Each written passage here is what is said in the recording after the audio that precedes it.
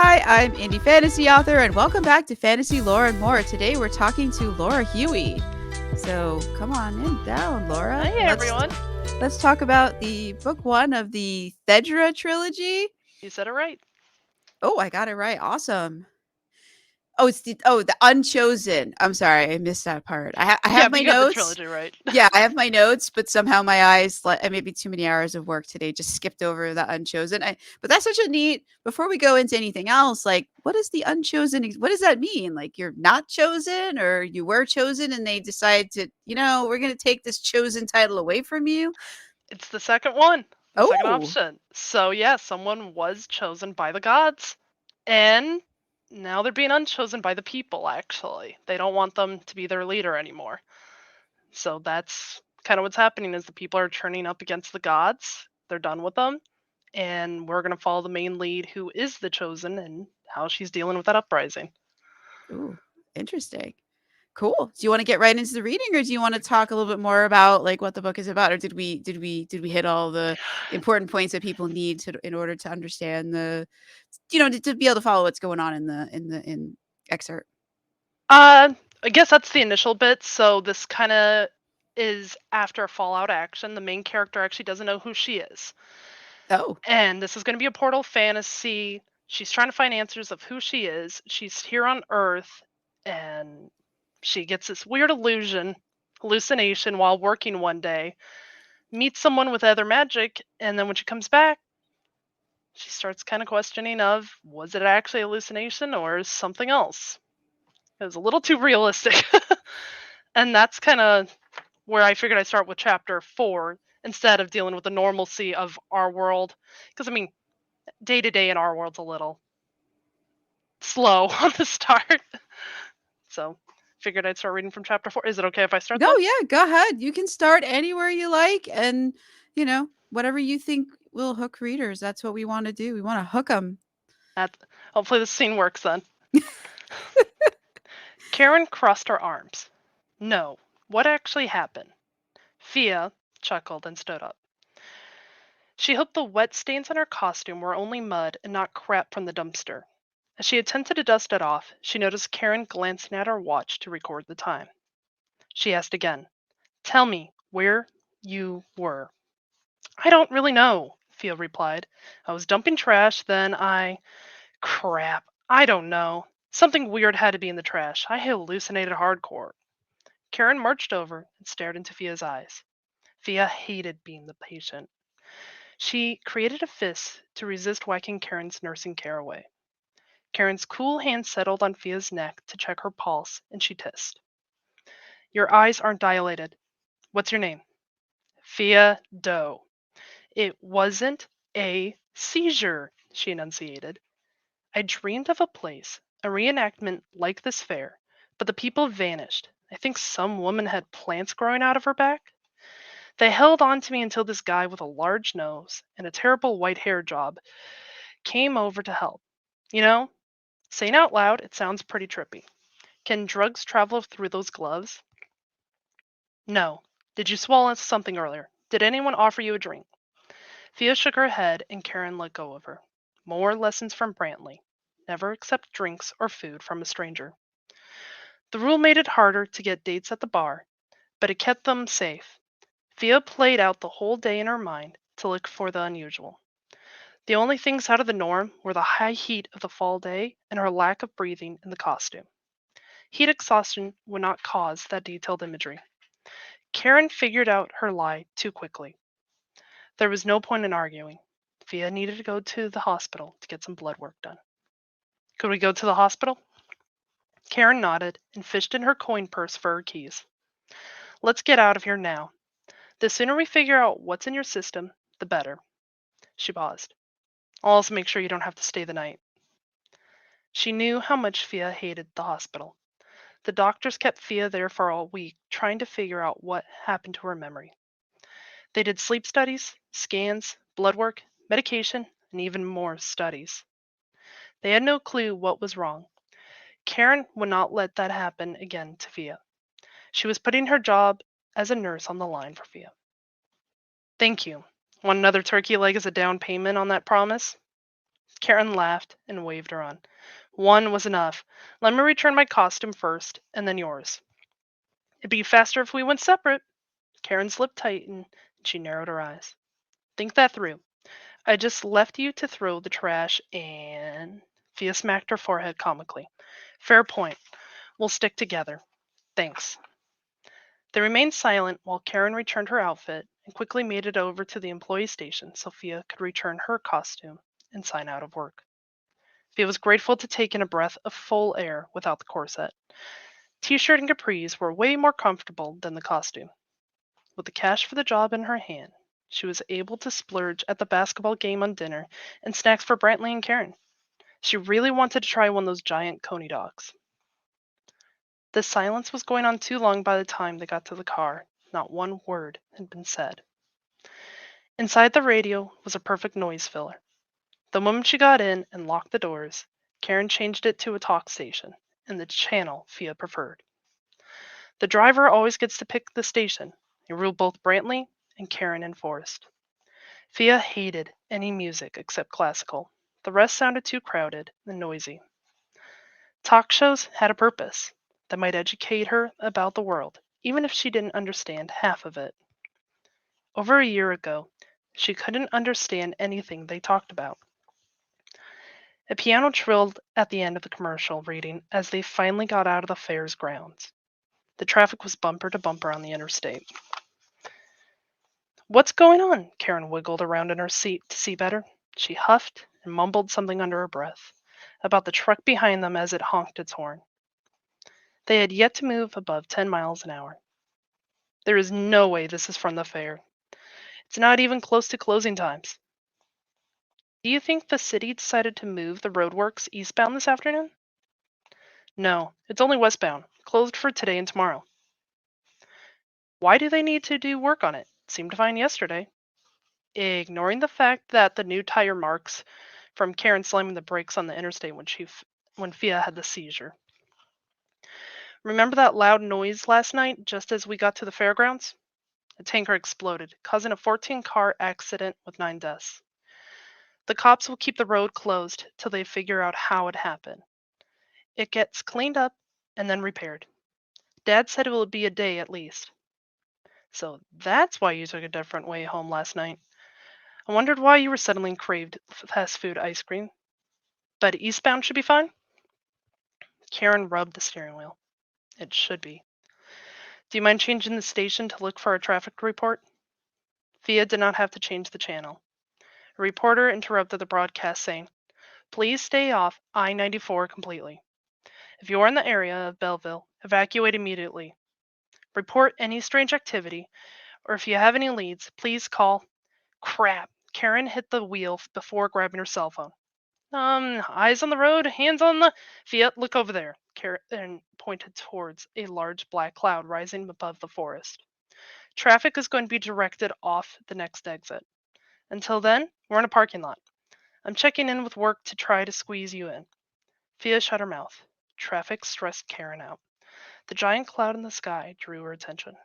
Instinctively, she knew the flames. They were tall and thin and danced to their own song. They did not discriminate or hold back from devouring anything physical, anything living. In the depths of all that smoke would be the same fire she saw last night. Karen inched the car forward and tried to call work again. She turned the car wipers on to remove the gray ash, but it only smeared.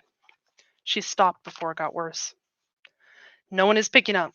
They're going to need all hands on deck at work today. I'm going in to help you after you get your blood drawn. You'll have to wait around till we have the results. Take a cab home then. Her phone rang. Dad, what's up? His deep voice resonated through the Bluetooth of the car. Is your roommate with you? Karen put a hand on her arm, signaling her to be silent.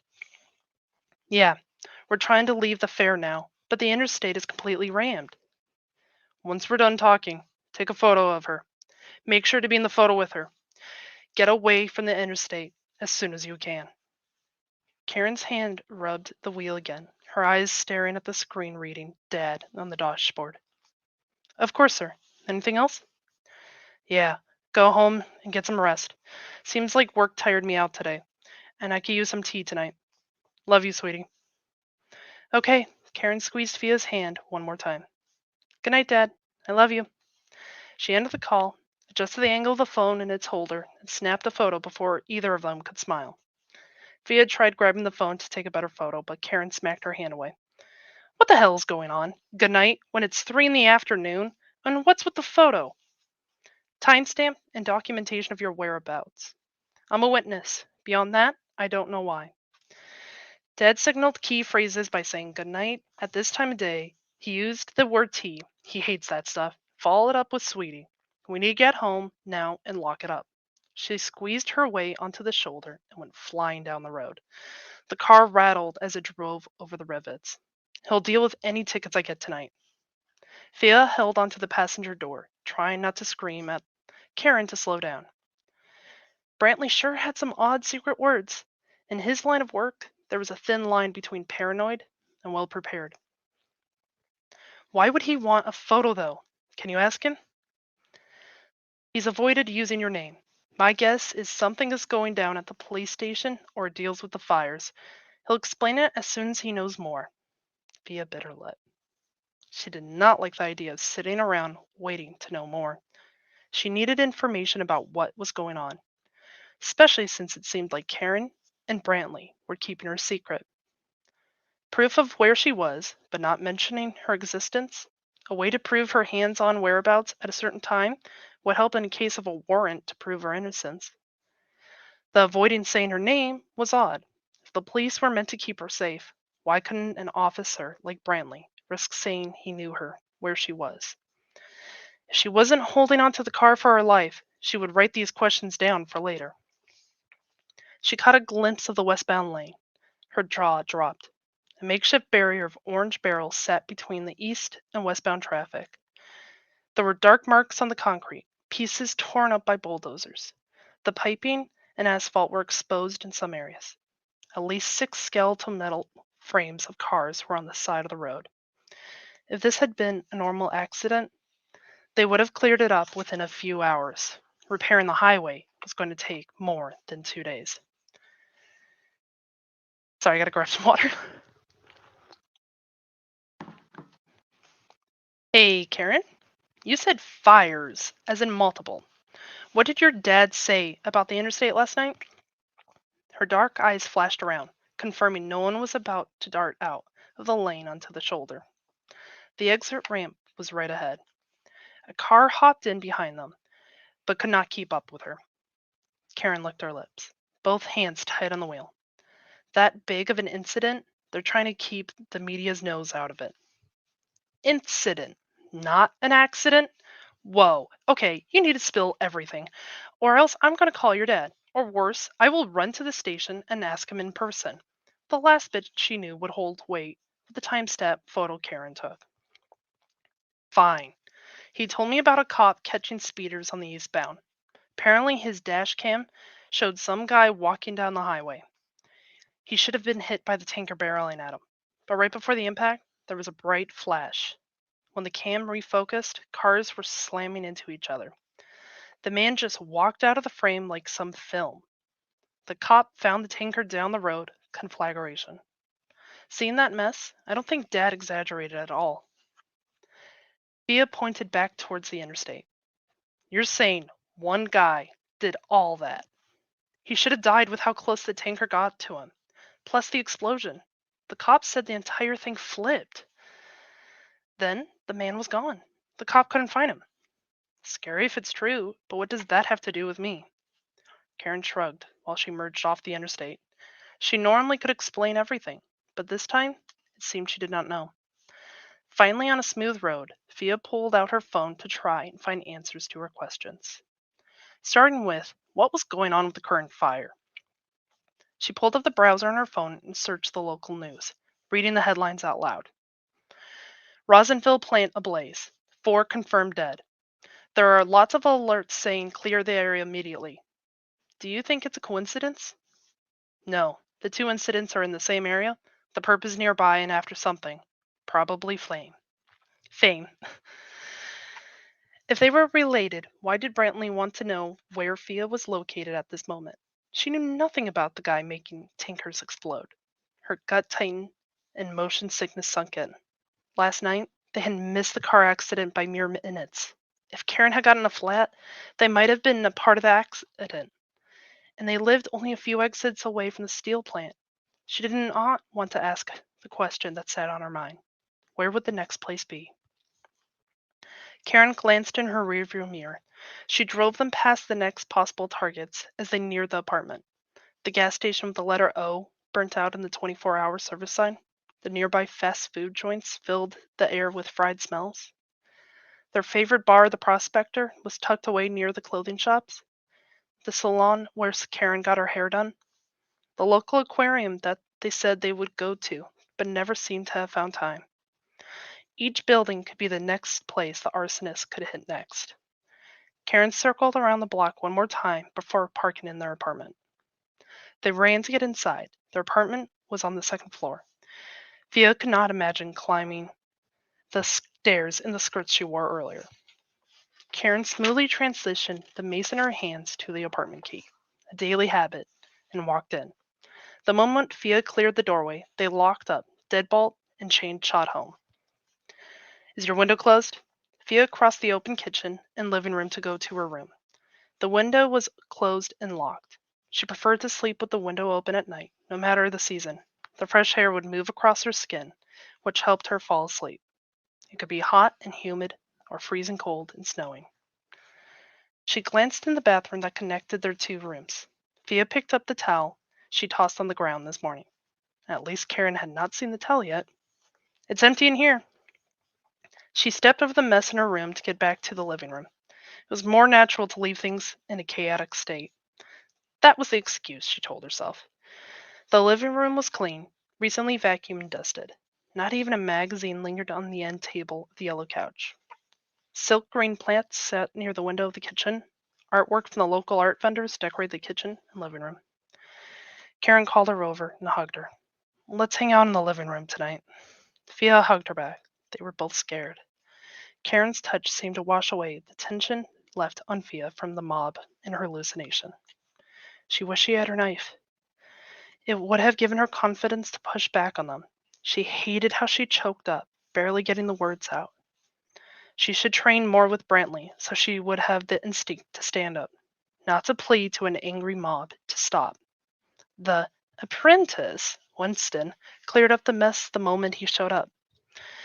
How he had mocked the woman's voice rang through her mind too clearly. They were in lockdown, and getting Fia to the hospital now, or even tomorrow, would be impossible. By then, the drugs should be out of her system. Her body showed up, no other signs of harm, besides a trippy memory. She should be fine, and in worst case, Karen would be nearby. Thea went into the kitchen and filled up glasses of water. She handed one to Karen. Don't you ever get tired of helping me? Karen accepted the glass. No, you're my friend. I wasn't your friend when you invited me to live with you. You were brave to take a stranger in under your roof. Karen shrugged. It was Dad's idea, to be honest. He's a devout man, all about serving the community. He said we should always shelter those in need, clothe those who are naked, feed the hungry, etc. Hearing the truth hurt, knowing Karen did not do it on her own. Well, gee, thanks. Glad I decided against murdering you under your own roof. Girl, you were terrified of a butter knife the first time you showed one made out of metal here in this apartment. I had nothing to be worried about. Yet you still tolerated and put up with me.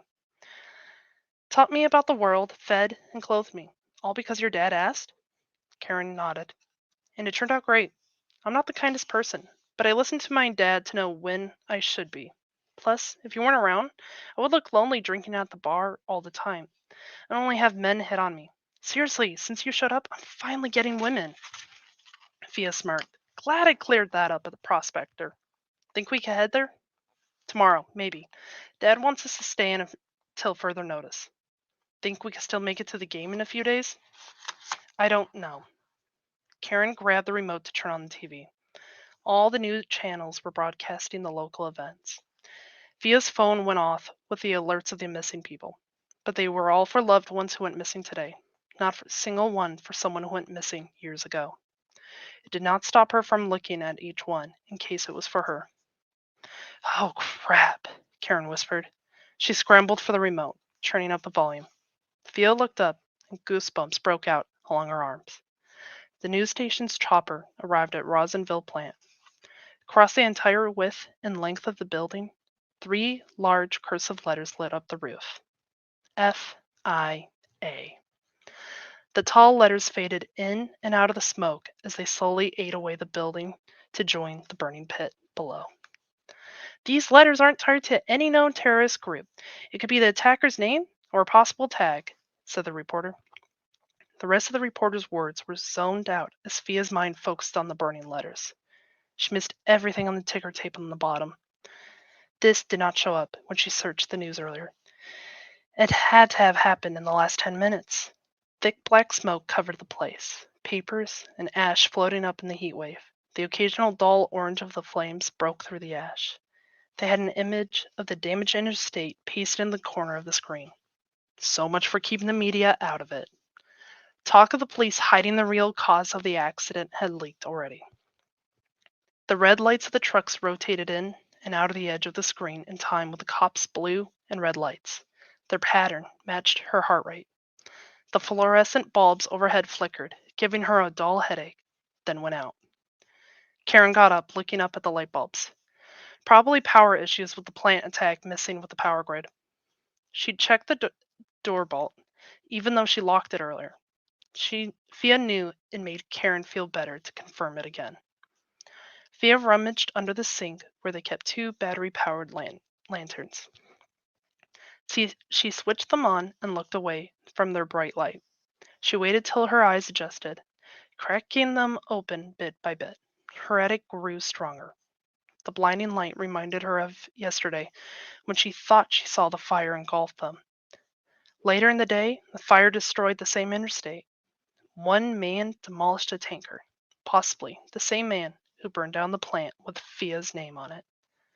Hey, should we tell your dad about what I saw yesterday? You know, when I thought we were in the fiery accident? Pure coincidence, Fia. You don't think that it was a premonition? Karen laughed and sat on the couch, patting the seat next to her. You've been watching too much TV. Yet you invite me to watch more. I'm gonna cook dinner while the news digs up more information. Stir fry for dinner, okay? Sure. She pulled out her phone with the TV still on. Karen kept a poker face, but her tells gave her away. She was nervous too. She was waiting for answers from her dad. Fia's phone went off. A message through the temp work app, TaskRabbit. It said the Renaissance Fair was closed tomorrow due to the local incidents.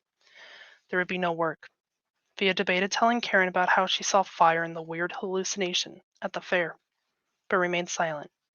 It would not help Karen. It would only stress her out more.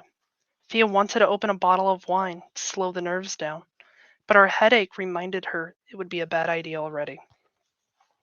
She went into the open kitchen, the counters pointing towards the living room. She pulled out peppers, green onions, and tofu for dinner on the counter by the sink. Stir fry, simple and easy. It required little thought, and she can still watch the television while cutting vegetables. She cooked over a gas stove, grateful for having one if the power went out. At least she could keep cooking. How's the TV staying on but the lights are off? Fia asked. I don't know. The lights flickered on briefly, but this time the TV dimmed too, kept in pace with her breathing, which only put Fia more on edge. A deep breath in, and the lights tried to flicker on. Exhaled, and they went off. She shook her head and popped the bottle of wine open. Karen gave her a small smile of approval. The women ate in silence, each glancing periodically at their phones. Fia read through all the notifications of missing persons. Some that Fia remembered from earlier in the day had already been deleted, hopefully found alive. The news reported that the fire had spread to the nearby neighborhood. A house on Belleville Lake caught fire last night, possibly the first victim of the arsonist. Karen turned off the television. Fia? Hmm? I'm going to be at work early tomorrow and the next day. They need my help. Please do me a favor. Don't listen to the news. Only answer the phone or door if it's Dad or me. Fia put her fork down. My name's in big letters, and I bet if I took your phone, it's... Let me start that again, sorry. My name's in big letters, and I bet if I took your phone, it will show you were looking up the news. Karen put her phone down, the screen on to show an article talking about what Fia stood for, or if it was a name. I am. And I was with you the whole time. You don't have anything to worry about. It's just the news will cause you to spiral into depression. I know. I already was looking for a distraction. Fia put her purple phone down, showing she was on her TaskRabbit to find quick contract work. She had not found one yet. Geez, I need to learn how you focus so well. She paused from taking a bite of dinner. What about your name? Fia scrolled to the top to reveal the profile name. It's Sally0458 for now. I changed it. I had a feeling no one would think twice about hiring a Sally, whereas Fia is an automatic no. It's going to be a manhunt for anything named Fia now. You sure you don't want to stay home and just read a good book? I know it's what Dad wants too. I just finished a good memoir. Fia shook her head. I'll be fine. No, you won't. You named yourself Sally. What? You're not a Sally. They both laughed and talked about the names that did that described their personalities. The boy names that which would have been perfect for them, from Liam to Michael. Under all of it, Thea could see Karen's eyes darting around. They both wore masks to try to put the other at ease. Thea was relieved that Karen did not fight about her doing this job. She might not even tell Brantley about it. It's not the first time Karen did not listen to her dad. Neither of them finished their dinner.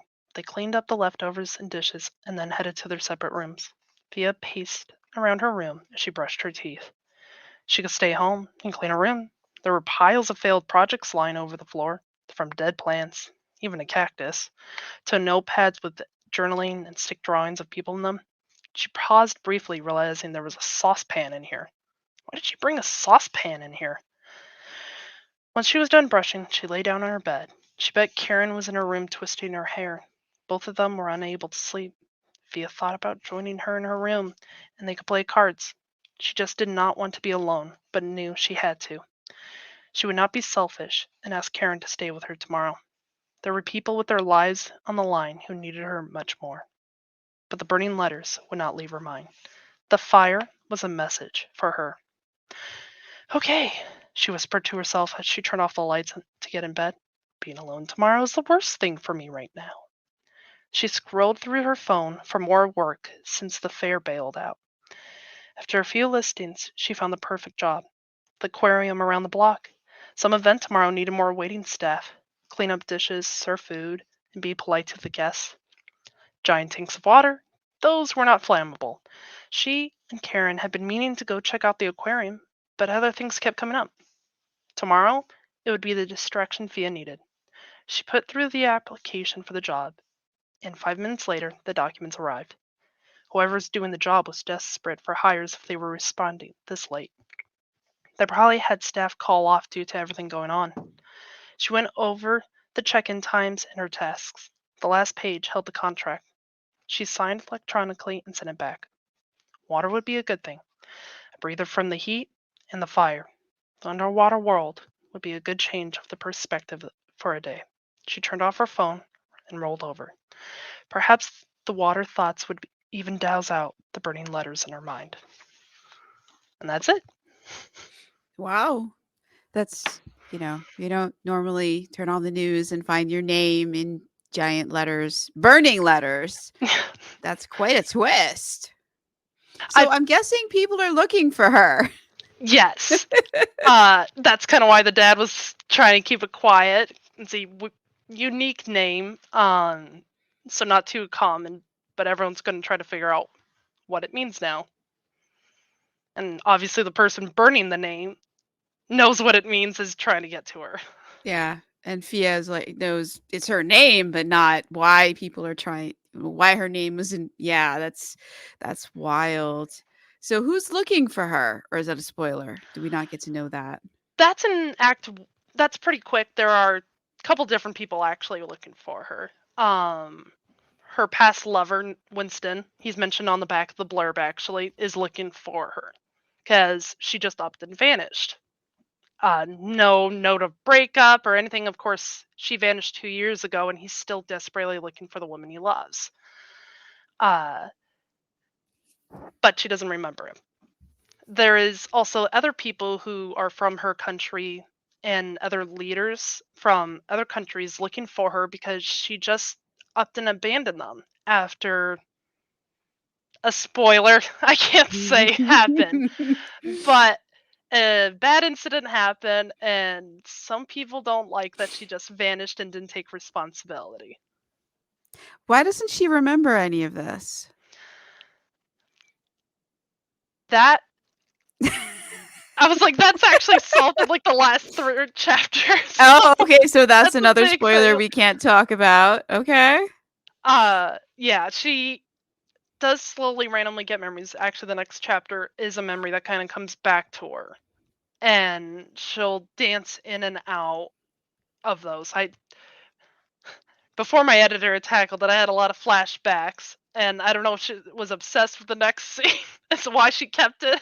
But yeah, I had quite a few of those, and she was like, "No, trickle these in as little one-off sentences," and thankfully she did that, and it was a big help in speeding up the book.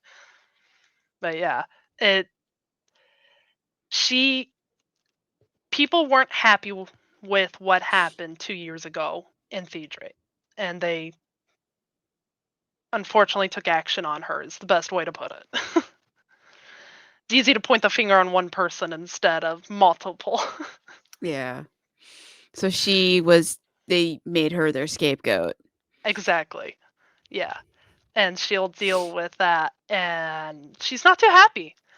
She does not really keep her mouth shut on that. She's kind of like, well, I don't remember. That wasn't really me anymore, so let's address this now. Oh, That wow. is, So she left not wanting to deal with this anymore, and now as she starts to remember, she's wants to maybe not take responsibility, but clear her name or and help out. Yeah. yeah. Prove that she is a good person. So And she got a change of perspective along with the amnesia. yes. Well, I mean, she doesn't remember anything. And actually, that's kind of one of her past lover has to accept that they will be friends, that he will never have that relationship again. And that's kind of something he struggles with and deals heavily with temptation on too.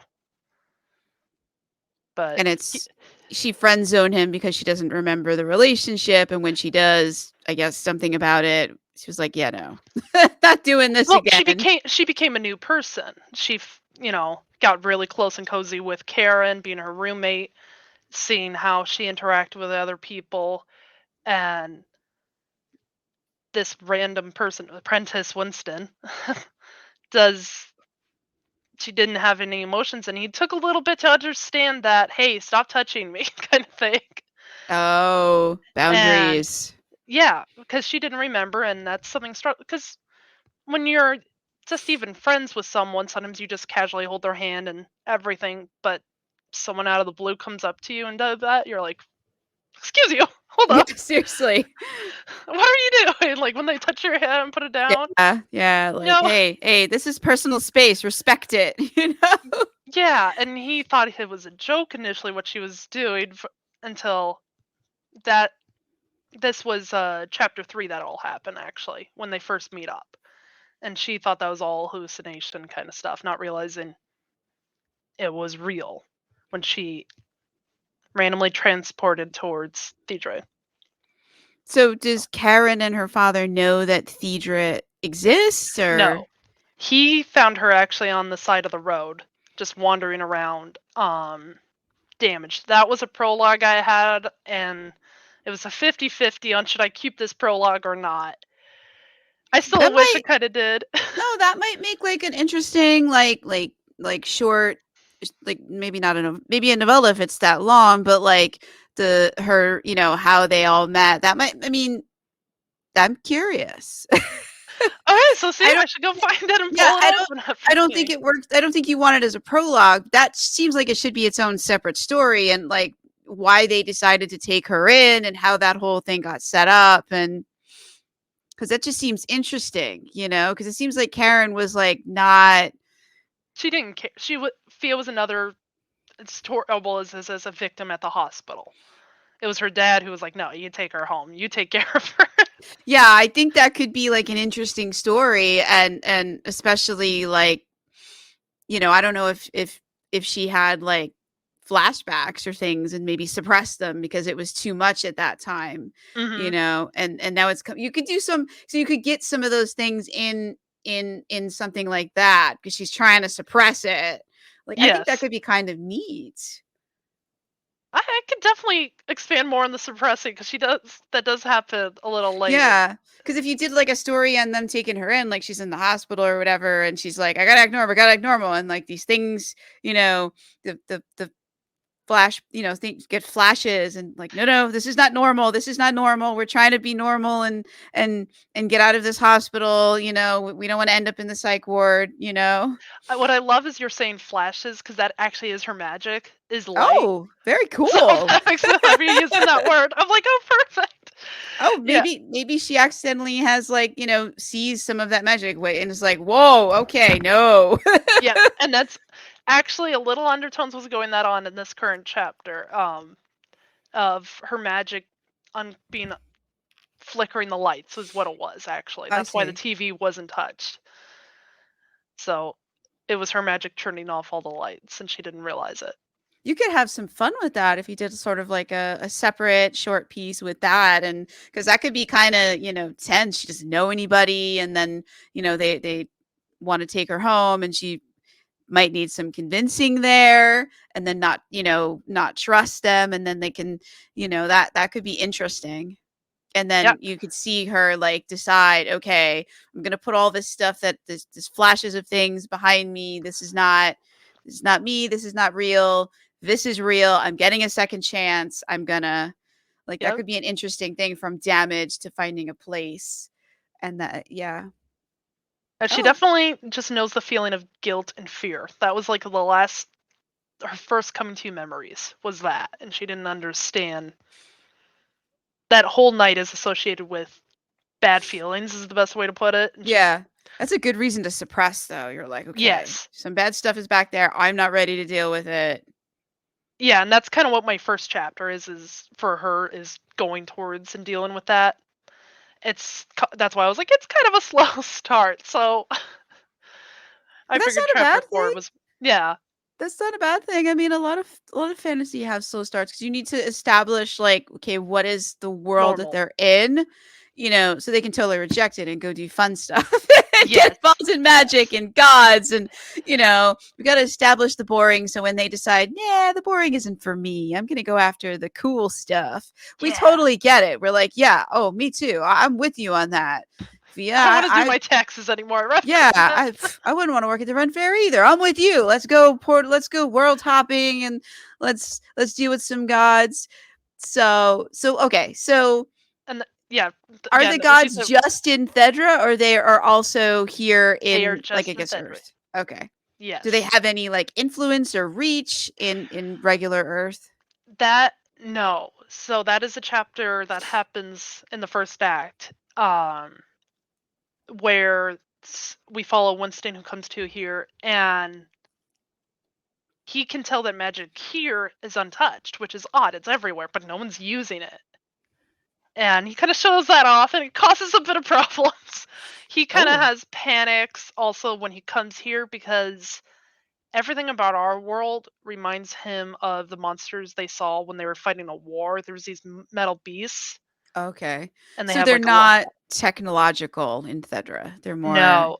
They are literally able to grow their home from trees. They'll cool. command the trees to grow up, pull up the earth. If they want an open roof, they can. If a rainstorm's coming, they just close up the trees and have them lay over leaf by leaf so it doesn't rain inside. So that was kind of I loved exploring the forest area of it and all the different type of plants. But they don't have, like, any sort of technology otherwise. They're living pretty simple lives. I mean, when you're able to grow your own food, you Sophia's also when she gets stronger later should be able to make portals. She can't actually. It's a trouble she runs into, but there's no need for like a, s- a city suddenly feels short. If you don't need to take a car ride to go from, upper side of Detroit to south side Detroit, sometimes the traffic take 40 minutes. But If you're just walking, you just make a portal because you think of where you want to go, and you're there within a minute or two. And you can spread that out depending on your power and strength. You could go across an entire country or across a random world. And that's something that's revealed in the second act on how that happened and everything. But yeah, so there's not really needs for carts. I do have like flying ships kind of as a luxury. So you know Makes how sense. people Makes take sense. cruises, you fly Makes in the sense. sky. If Yeah. you have magic, wouldn't you have a flying barge or Yeah. boat or whatever? 'Cause It's I just like would. I'd have an airship, man. Why not? because you And a could. wing of dragons to fly me where I want to go. Like, why build a portal when you can, you know, get get Exactly. carried in style? Yep. So, all right. So, can the gods of Thedre come here, or do they have to send other people here if they want something? They could. They Once could. they realized they could. Yes. Do And they? that's going to be book 3. Okay. All right. That So is, they yeah. do. Did they have all their powers? Are they limited in any way? There is a big limit. It's actually why the war is happening. They I'm trying to think if this is spoiler or not cuz I'm like That's my job. Get you to give up the spoilers. there is the gods, there is something that can kill the gods. And that is why the war is happening and people are trying to defend. Is it Eh, iron? Is it cold iron? Are that they would have like been the great. Fae? Like yeah, Or you have some cool relic that we haven't yet found out about? there is a lot of different things kind of happening. I did a interview with someone and I was hoping the map would be up by now because it actually shows kind of the whole design, but they haven't gotten around to doing it. So I'm like, well, maybe I'll release my other map that I have. I recently had someone design my world for me, and that was just so much fun to kind of literally see it. Literally had it at one point when I wrote this book on my first map of the world was the size of the sticky note. It was so bad. I started like doing little symbols to try to mark where things were, and I'm like, this is getting ridiculous to read. That's crazy. So when I wanted to have someone design the map, I sent them the original sticky note, and they just laughed at me. They're like, "Can you please make that bigger so Yeah, I can large actually enough to see actually this?" see what the symbols are. It was bad. I actually had north and west all like mixed up somehow. I was like, "Wow, I'm surprised I didn't write it that way." Oh, wow. But yeah. So the gods are invisible. That is the key thing. The people who get chosen, they see one. And when the chosen see one, the others who are chosen, there's multiple of them. They sense each other. So there's a leader of the Verdant. There's a leader of the light, which is Fia. She's the one who vanished. There's a leader of Earth, Terra, and there's a leader of Flame and Wind. They all sense each other when they get close enough. They'll see like an image in their mind that someone powerful is coming near. And that's kind of how they balance and act each other to know when one's starting to abuse because these people are extremely powerful in their gifts. Example, Winston, he could actually fly an entire boat by himself. He doesn't need anyone else. And but so he could easily crash it and take away the magic of the other Wind users and use it for himself. They would just have to accept their fate. And it's kind of why they have to keep in check of each other. Why they sense and remind everyone we need to follow the gods because they give us this gifts and these magical abilities to grow our food, to help us keep shelter, to stay warm. Because if we don't, they could easily cause worse disasters and punish us. So Wow. that's kind of the little tidbit on it. So if they're living in this cool world of magic and floating barges and trees, houses you can grow from trees, why would they come to our world? Do they often come here, or they're only coming because Fia's here and they're looking for her, and this is not a Yes. place they would ever go if they had any sort of choice? Fia 2 years ago accidentally made a portal to our world. There's a reason, kind of explanation as to how it happened. It was a little inspired by reading children's stories actually to my kids. I was like, oh, that's a nifty idea with the Fae. I'm not gonna say which one because I'll give it away, but there was a neat little idea that came about, and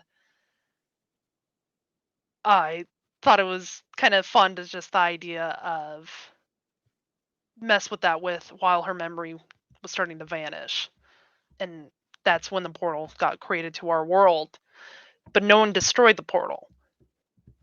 It was only protected. Which this is revealed in Act 1. So I don't feel like it's anything in Act 1's not too spoiled. No, no. um so why it was protected and no one came in during all that time are various questions that come up. Was it part of the acts and balance of the chosen leaders or not? And there's one thing that kind of happens. Sophia is the lady. There is an apprentice at one point. So apprentice Winston is actually second in command of his country, and he's in command of the wind. They're nomadic. They don't settle anywhere. They just travel in troops of these barges, as you said, tramiers and various boats. When an apprentice gets picked, it means the main leader can now die. Being chosen means you're protected until the gods decided you have fulfilled what you were chosen to do. So the moment someone's apprentice is picked, they kind of get a little nervous of their new apprentice. Like, is it now? Am I gonna go, or do I got a decade? What do I got? There's no information. People will pray to the gods, and sometimes they get answers, sometimes they don't, and that's because they're So invisible. wait. So the god kills you, or your apprentice kills you? Yes, it has happened in history. Both. It has been both. Yeah, it can be. That's why some of them are on edge because it has been written in history. It was the apprentice who was like, "Hey, I'm all powerful. Yeah, I'm more powerful than you. I'm just gonna take my spot now and be safe." So that's the gods will don't really care if they decide to kill their leader or not because the apprentice got picked because it was time. What the original had been chosen to do, they completed their task. So was the apprentice ever chosen to get rid of the leader, and then the apprentice's job was done, and they picked another one because they didn't Yes, actually want that person leading anything? that has happened. The shortest, one of the things I had was like the shortest ever from apprentice to leader to done was 3 days. Oh wow! Yeah, so being apprentice isn't always like, yay, I live forever. You might I've only had, live 3 days. yeah, make sure you keep those gods happy because that was kind of why he didn't keep the gods happy. He's like, oh, they want me to kill people. Sure. And they're like, you're a little too eager to be killing people. Yeah. Maybe Yes, a we don't little. want to trust you with our flock. Yeah. So as you could kind of tell, my gods are not exactly pure, I guess. They do use fear at many times, but they also do gift. They just want to stay being praised because that's kind of how they keep getting their powers and everything. Yeah. Makes sense. So what do the common people think of all this? Do they just hope they aren't chosen? Or do they want to be chosen? If you're chosen young enough, you don't have to serve the war and deal with the monsters over there. So a lot of people will try to find, they pray if there isn't apprentice yet to be picked. If they have to go serve, they kind of see, and at the war front, you could have your magic stolen. That's what terrifies people about going over there is you casually can make fire to heat up your food or to keep yourself warm because it's also, you know, No central depending on the heating. yeah, they don't have that Trees don't exactly. have central heating or air No, conditioning. no, and if you grow plants to keep your food, light to help light up the dark because you're out of the war, you kind of want to see your enemy coming. But then if magic suddenly vanishes, your normal way of living has just been taken from you, and it terrifies them. Especially if you have a flying boat in the air and the magic turns off, it's just gonna crash. Is that That's it. off for forever for you? Your magic is gone forever, or does it come back, or is it just off while, whatever the monsters are doing that turns off the magic is active? While the monsters are doing it, that's when magic's off. It will slowly come back in, but like if you made flame and something's burning and they turn off magic, the thing is still burning. You just can't Right. control and turn it off anymore. If you threw a rock, that rock is still in the air. It's gonna fall. So if it's that kind of fear of having that taken away and you have to wait and you don't know how long you're waiting, you have to find the monster that turned off your magic and pray you could finish them so you could get it back, and you fight like them, and it's not a way you grew up. So where do these monsters come from? Where are they fighting these monsters, and why are the monsters, what do they want? Why are they fighting them? The monsters come from another side of cross the water, and li- a gorge is a better way to say it, a deep river and everything. They're on the other side of that, and like every civilization in history, they try to expand. The monsters did, Thedre did.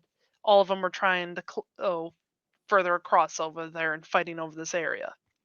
So they're native to the world of Thedra. Yes, yes. And there is one of the countries I didn't list earlier of being the chosen was Ocean. There is an oceanic tribe that travels around, and they actually know about the monsters because they travel and they got across without issues running across the monsters on another island and realizing what was going on. And that is the spark of what happened down and caused this downfall of civilization, I guess, transition. Um, Again, I wish I had my map. I should have brought that because I have on there like the Age of Prophets is what the title of the map is, because that will be the transition from leaders of just being the few chosen to multiple. What makes them monsters? Are they just monstrous, or they want to be called monsters, or like what makes them monsters? They don't have a communication barrier with them. Generally, they've been meeting at this small area to try to get across this land bridge to get to the other side. Simply, they're just covered in metal, and metal does not react with the magic. I mean, it doesn't stop them getting hit or hurt, but that it's no different. Like if a bear charges you down, does it decide to charge you today or not? Was the initial bit. It's looking to survive. Okay. So there is, since we're in the perspective of the Thedrins, that and they consider them monsters. That's Yes, but if we were in the minds of the monsters, they wouldn't consider themselves monsters. They're just another correct. people. Um, Interesting. Correct. Yes. Uh, when Fia actually comes to theater, she brings her knife that she wished she had. She always keeps it on her after the hallucination of the mob coming on her. And her allies on the other side of the portal see this knife and they panic because it glistens just like the monsters do. So then they question, did she grab a tail of them? Did she grab a scale or a tooth? Did she truly work with them? Because that was an incident that happened 2 years ago, was whispers that she started siding with them. Oh, deciding that her own people were maybe wrong. Yes. And that started causing the little cascading effect of it. Yeah. Most of this, I won't deny, I will love Portal Fantasy. So, like, my first one was Narnia. My mom made me read that when I was younger, and I got sucked into finding different versions of that. Garth Nix's Thedre Trilogy of Sabriel going across the wall and dealing with, in her situation, she dealt with a lot of death monsters. But that whole idea of what is known being kind of hidden in a way was probably my biggest spark of falling in love with fantasy and that kind of obsession of that trope.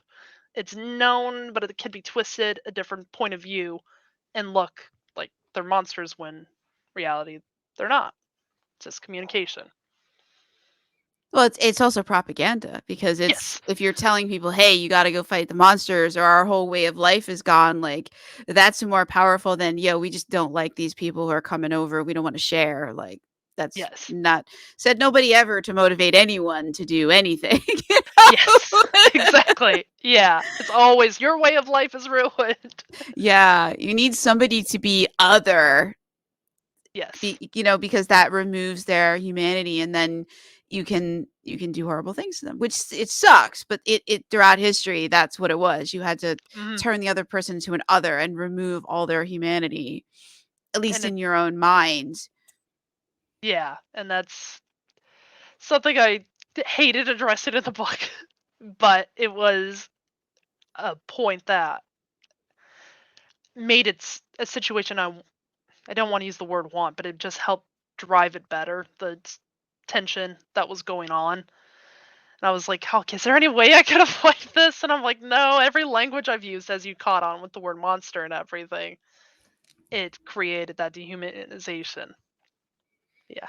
But it works though if you have the gods and they're sometimes creating a culture of fear so that they'll be praised and people want to propitiate them. It makes sense that they would other them, especially, and they probably other the the to the get the apprentices to see the person they're replacing as an other, Yep. so That's they're, exactly it.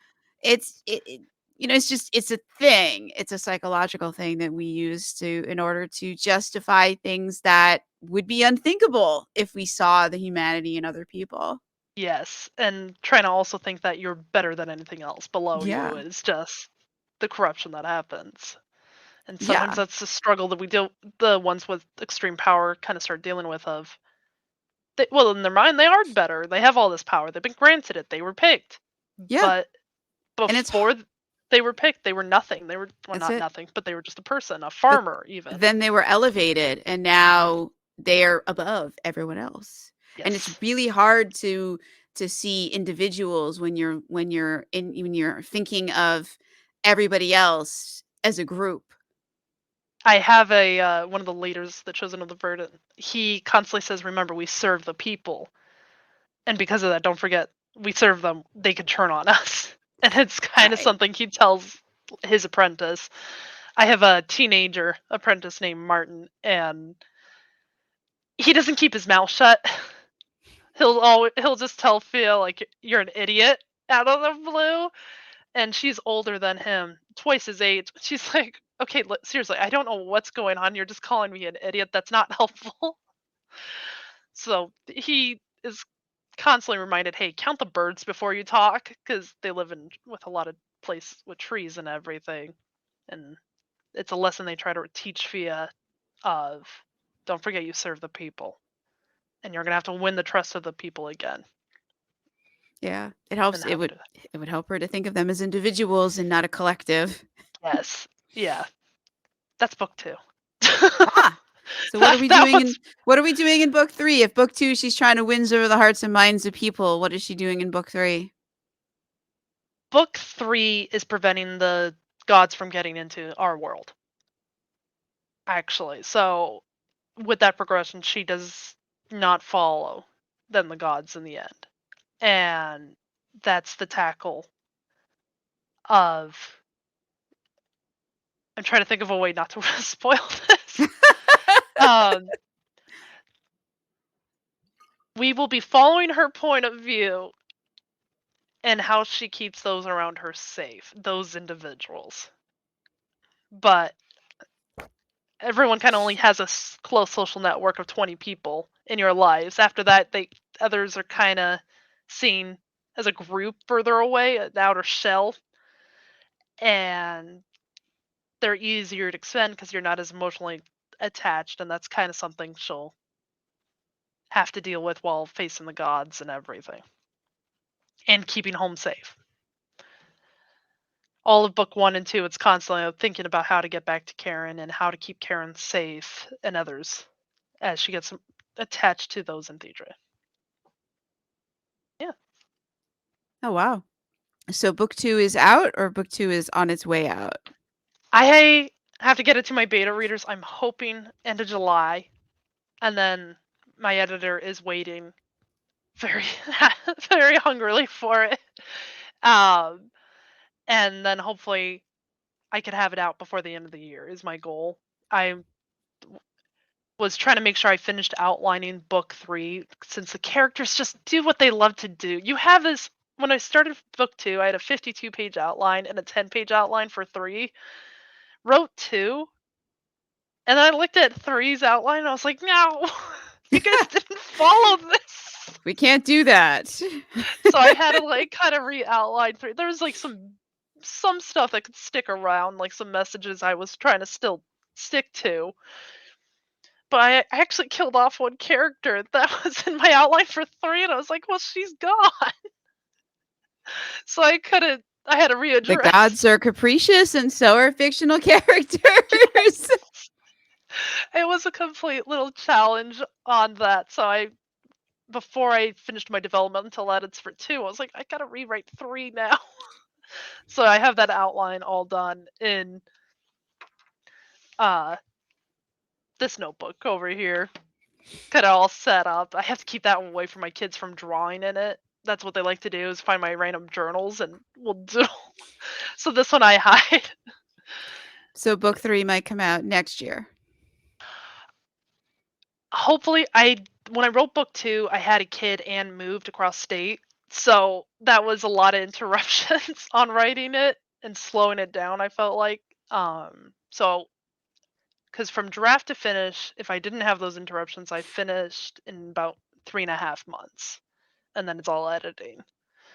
All of that interrupted a life interruption. And yeah, 3 should be out by the end of next year if the beta readers don't destroy too much on it. I don't know how you write as fast as you do with all your books that you've had come out over the past few years. Congrats on that. Thanks. I have a much shorter production thing, is sort of edit it while I'm writing. So there's like a much smaller editing window. I don't have that many beta readers either. I figured I only have 3 right now, which I was like, that's enough. Any more than I that? have one. Oh, there you go. That's all you need. Is sometimes the one person who just kind of uh, will tell you like, I don't know what this is. Well, that's her job, is like if something doesn't make sense, if he doesn't understand, or if doesn't remember something, because they're all interlinked. It's 5 Hmm. series. They take place in the same world. It's Oh, all interlinked. Characters roam back and forth between series, which drives me absolutely nuts. Trying to keep some kind of consistent timeline. So if she calls me up with questions and is like, "Wait, I don't understand this," and I know I need to go back and like make the characters either explain or do something different. so how do you keep track of all the timelines then? Do you keep a little chart? I tried doing Excel and that thing went It's ugly fast. all in here. It's all I in applaud here. you. Good job. But Yeah. yeah, like when I rate, like I'm a couple of books behind on one series, but that character like got impatient, and the the the original series I started was the Cursebreaker series, which is him, Yeah. and so that has the most books. And then there's the sister series, which is a twin sister. So if I don't write a book for her in a while, she gets bored and say, I'm gonna see what my brother's doing, because she has that ability. She's not alive. She was a ghost, and then she, through a series of very crazy events, became something more than a ghost, and then became the Archangel of Death. So now she can like go wherever the heck she wants. So she's shown up in a couple of his books. So then when I write her next one, I'm gonna have to go through his books. Like, okay, where was she? What was she doing? Where can these things happen in between her scenes? Did she do anything else while she was there that we didn't see in his books? Because they're mostly from his perspective, or the characters that are like in his book. So and it's fun sometimes to have in her books, like the same scenes but from her perspective, and then maybe she Mhm. wandered off when nobody was paying attention, or maybe she showed up earlier when when and got involved and he didn't know because he wasn't in that scene. And because she knows a bunch of the characters in his books now because she's been back and forth a bit, so maybe she went to go find out what's going on with some of them and had a chat that he That's a doesn't know fun way. about. That's a really So fun way to explore everything and it to is. write about, yeah. It gets kind of complicated to plot, though. It's characters don't listen to outlines. It can get No. kind of No, they challenging.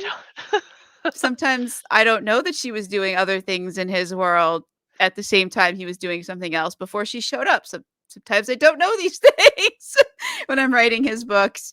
There was one hilarious thing in his book. She showed up, and this is when she was still a ghost. And then I was writing the part from, and then suddenly she's like falling through the ceiling onto the desk of like one of the characters in his book, and I was like, wait, what the hell? So That's I fantastic. I had to go back and like add it to his. Thankfully, that book hadn't published, but I was like, wait, wait a minute. I didn't know you were doing this. And that character happened to have some point of view chapters. And I was like, so now we need to add this random chapter of you falling in and having a conversation with him. That had to be great to write, though, and frustrating to realize you Yeah. had to, but And that was fun. at the point where she's being chased by her ex guardian angel. So he would like also fall through the ceiling, like appear and chase her out of the room. And I was like, okay, where did you go next? Who did you interact with? So that was We wild. There's a other story that I serialize on the side. We ran into situations of that when someone commented and asked, "Hey, are you gonna bring this back up?" And we were like, "Oh snap, we gotta write about that." Because I'm co-authoring with someone, and we just like we'll screenshot it, share it. We totally forgot about this. We gotta figure this out. Yeah, it gets complicated. Now I have a third series where the character is annoyed at me for not getting to her next book. So she's But shown up in his, and I'm like, okay, look, the last time we saw you was 4 years in the past. You can't just show up like this. yes, I there need you some go. notice. I don't know what you've been doing for the last 4 years. At least she wasn't falling from onto the desk, right? No, but she was causing other mayhem 4 years ago. She's Oh, not she's not one of those characters who just like, sits around and just lives her life in the yep. forest. No, she was probably out slaying monsters or something. I don't know that there are any Oh, monsters in the country, but if there are, she was probably slaying them. So, there's at least rabbits or voles. you know, because that's who she is. She doesn't sit still. Good. Those are the best characters, the ones who don't, and they're the most entertaining to read. They are, but then when you see them like their series is taking place in the past because they were meant to be a prequel thing that wasn't supposed to take on a life of its own. And then you see them again 4 years later. You haven't written what's in between, so you have no idea what the heck they've just been doing for all that. And they're the kind of character who can't stay still and is going to wander through all the next, all the places that you don't have on the map yet, that you have Yep. no idea what's there. So Yep. So when she showed up, I was like, no, no, Get no, in the broom. delete, Go back. Go delete, back. delete. I'm sorry, you can't be here. I have no idea what you've been doing. You're going to say something. I'm going to have no idea. And then I'll be tied to it. And nope, delete, delete, delete. No, no, no, sorry. So we're in a fight with that. Right now, she and I are arguing. They take a life on their own, and it's what makes them. It helps the reader grab onto them because they are so lively. Yeah, no, I have a few that are very lively. I mean, one Excellent. of the characters took over my newsletter a bunch of years ago. So it's That's a like fun way they're to do very it. yeah. It Good. is. It is. It's a lot of fun. Good. I Yeah, just I'm definitely it kind of gets new. Oh, go ahead. no, it just gets awkward when he complains about me if I didn't write enough about him that week. I'm like, dude, I have a full-time job. You gotta cut me some slack. Yeah, I get flack from my own characters. Yeah, yeah. That definitely happens. Similar as you, full time work, and then it's being pestered as to, hey, you haven't written this. Life was in the way. Give me I was time. like, dude, go out and sell some more books so that I can take some time off and write about you. Like, come on, Exactly. you know, get out there and earn. I have to admit, I was surprised how much like the self-publishing fantasy blog I've been following it for a few years through Dominish Books. So, but I didn't realize how big it was So, until I got in it. oh yeah, so I was gonna ask you because I thought I saw your book. I mean, there's 300 of them, but I Yeah. thought, but yours has a distinctive cover, and I thought I saw yours in one of the cover. You know, some of the posts have all kinds of covers. There's one graphic I've seen. I forget who has it, and there's a bunch of covers on it, and I thought I saw yours on there. I Um, never got picked for anyone, which is fine. But yeah, no, I joined in that short window. Um, Same. I He's in there. loved. Yes. He's in there. I think actually you're one. So I actually was the person who did the glow up. I don't know if you heard about that post at all or anything. No, what's the glow up? I didn't think you would because you're actually one of the people with a lot of reviews. So with all the books, I went through and collected all the ratings and reviews, and all the books that don't have reviews, I kind of put the challenge out there to the community of let's pop their cherries and get their first reviews for them. And it was, I want to say Phoenix Taylor was the one who tweeted it out actually to help get more awareness, and it's been kind of cool to see how some of the authors have actually gotten a few reviews already from it. So it was a side little project that maybe I was doing to avoid a scene I didn't want to edit. Going through all 300 books to collect the list of everyone's like reviews. It kept it to Amazon because it just started getting monstrous doing good reads and then other country sites and everything. I was like, keep it simple. But yeah, that was what we kind of named it. Some Lions and I worked on it and we called it the glow up of Spiffo. Oh, okay. No, I missed that. I didn't know about that. That's cool though. No, it's and it's hard to get reviews Reviews, now. yeah. It didn't used to be, but now it's I don't There's know a if lot out there. yeah, There's a there lot of I mean, books. and it's like I've seen a lot of people talking about this that it takes more book sales to get the reviews. Yeah. Like I've given away 33,000 copies of him. Like you would think I Wow. would have a lot more reviews. Wow. Yeah, I first published him in 2016 and then I did in 2017 a new version, and that's what this is. This is the third Okay. edition of the new version. I didn't take the reviews from the old version. They were good, but the new version was it was different. There was Yeah. things that I changed about it, and I didn't feel like the old reviews related to it. So I left Oh, them on the interesting. original. Yeah, I mean, I could have transferred them because it's the same book, it's the same title, but I changed some things. So I'd learned a lot. I'd written a couple of part of the series in that time. I think I wrote 5 or 6 books in the series, and then I just wanted to go back and and make the first book at least, like, reflective of the quality of later ones because Mhm. they were much better.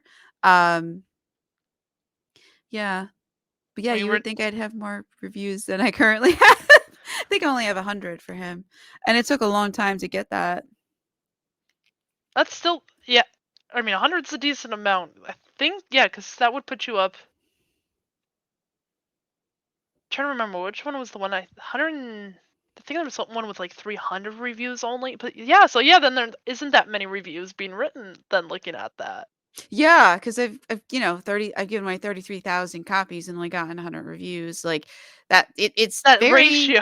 yeah, it's ratings and reviews. They're like, of the Yeah, written reviews, I think there's only, like, 20 or 30 where there's actual text. and that's The what we were rest are looking at was the ratings. written Yeah. reviews.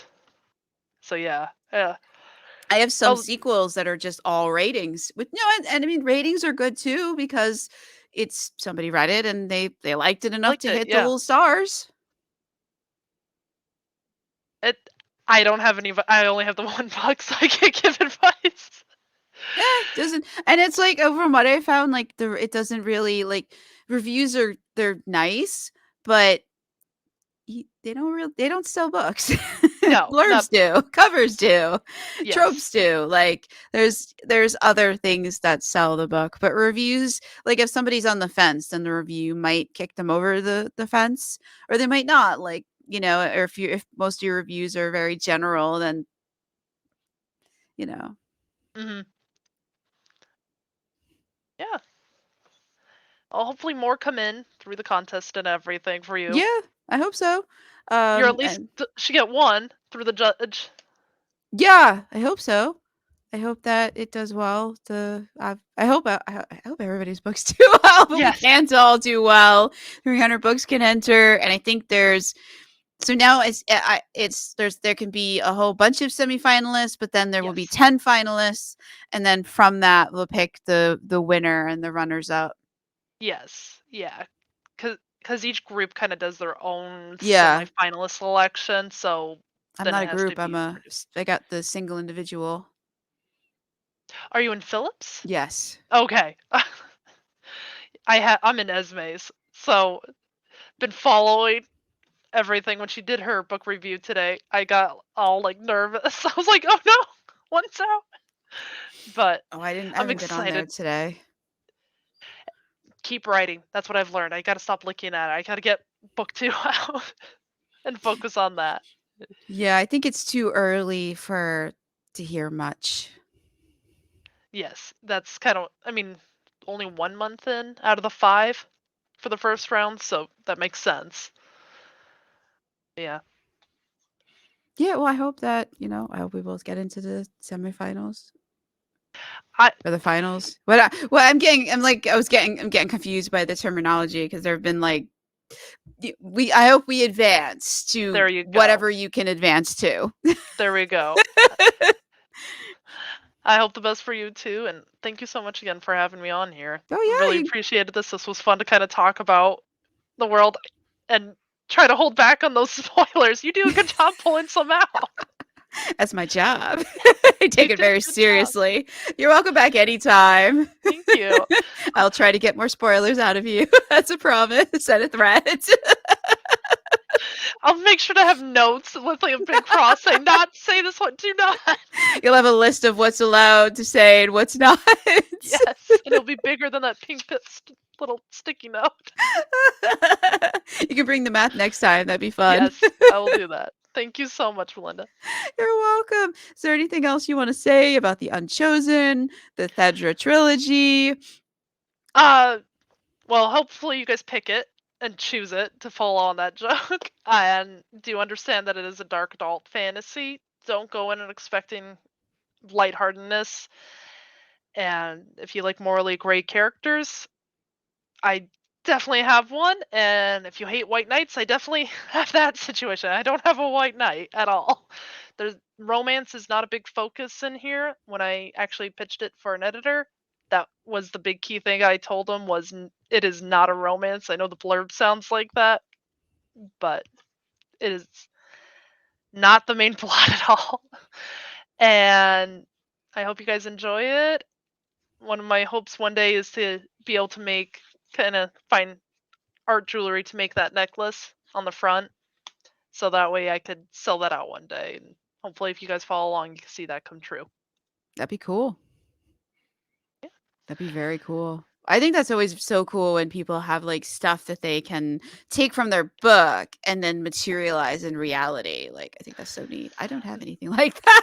That is definitely my hope because it's a necklace that Winston uses to actually find Fia because it has her magic in it. So it gets brighter as he gets closer and everything. So Yeah, that's why it glows. I mean, I guess Sarn has a pendant, but it's just He's got an epic coat though. it's a cloak. Yeah. He's very attached to it though. I'm kind of afraid if I try to make it, I might find out that the characters really are real living in another reality and he come and steal it from me. I'll take that. Fall down. This is not going anywhere. This is mine. Yeah. That Oh, would that'd be be my great. luck though. Like that would so be my luck. If there was going to be a fantasy world that was actually real with real people that an author was going to actually write about, like it would be me. Like that would be my luck. I would be that author. That's not bad luck. Well, I mean, like I Maybe. joke about it. Like I have, it's actually canon that there's a portal in my apartment that leads to their world, to their specifically wonderful. to like where he lives. So the characters can wander in and out and like bother me if I'm not writing enough about that. That's why there's more books in the Curse Bigger series than any other one. They wander and eat my food and make sure I'm writing about that. Hopefully That's they help really how clean it up from works. time to time. No, I do all the chores. Oh, I'm sorry. But yeah, like I joke about that, but like if it were ever to happen, like to anyone, like that, it would be me. 'Cause- this has been fantastic. Thanks for coming. Thanks for talking about the Unchosen, introducing us to Fia and her world, and to Thedre. This was very cool. I really enjoyed this. Thank you so much. I had a lot of fun. I'll talk to you around, and hopefully I'll reach out to you when book 2 is ready to go. Yeah, no, that'd be awesome. You can come back and we can try and get some more spoilers out of you. Perfect. Yeah, so thank you, Laura Huie. I'm Melinda Kucsera. You've been listening to Fantasy Lore and More, and we'll be back with another episode and another author soon. So in the meantime, check out Laura and check out The Unchosen. Have a good one.